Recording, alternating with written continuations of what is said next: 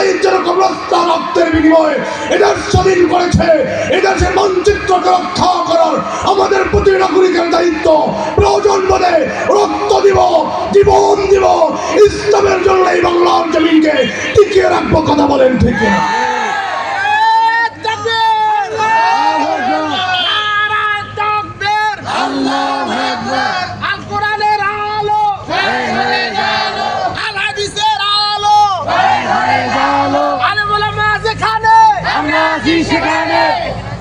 আমাদের স্বপ্ন শেষ।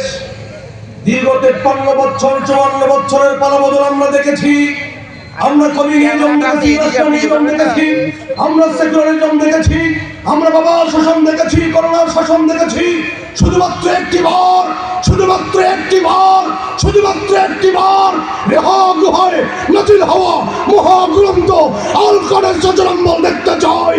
শুধুমাত্র একটি বার রেহা গুহায় নাজিল হওয়া আল্লাহ রাসূলের রেখে যাওয়া আমানত কোরআন সজরাম্বল দেখতে চাই। কারা কারা দিয়েছেন দুটো হাত তুলে তাকবীর দিয়ে জানায় দেন। আল্লাহু আকবার। আল কোরআনের আলো। কি রে হইছে মুসলমান ইনশাআল্লাহ। আমরা কাউকে ভয় পাই? কোন বাতিল শক্তিকে আমরা ভয় পাই? আমরা তো মুসলমানের জাতি। কথা বলেন ঠিক কিনা? হযরত ওমর রাদিয়াল্লাহু তাআলা যুদ্ধের ময়দানে কাফেরদের সঙ্গে সারিবদ্ধ হচ্ছেন। এমন অবস্থায় হযরত ওমর খেজুর খাচ্ছিলেন। আল্লাহ রাসূলকে জিজ্ঞেস করে, ইয়া রাসূলুল্লাহ, যুদ্ধ করার জন্য এসেছি, এই মুহূর্তে যদি আমার মৃত্যু হয়ে যায় আমার স্থান কোথায় হবে? বলে, ওমর, তোমার স্থান হবে জান্নাতে। বলে, ইয়া রাসূলুল্লাহ, যদি কাফেররা আমাদের সঙ্গে যুদ্ধ করতে গিয়ে ইন্তেকাল করে তাদের স্থান কোথায় হবে? বলে, জাহান্নামে হবে। বলে, ইয়া রাসূলুল্লাহ, আমি রক্তহীন কণ্ঠে বলি, আমি হযরত ওমরের শরীরে এক বিন্দু মাত্র রক্ত থাকা অবস্থায় বাতিল ইন্তেকাল করলে যদি জাহান্নামে যায়, আমি ওমর ইন্তেকাল করলে যদি জান্নাতে যাই। বাতিলরা যদি মাঠ ছেড়ে না পালায়, আমি ওমর কেন পালাবো?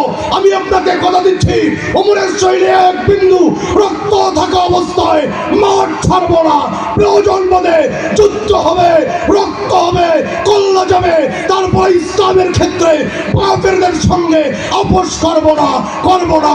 কথা বলেন ঠিক? আমরা তো সেই ওমরের উত্তরসূরি। কথা বলেন ঠিক কিনা? আমরা অনেক সময় দেখা যায় যখন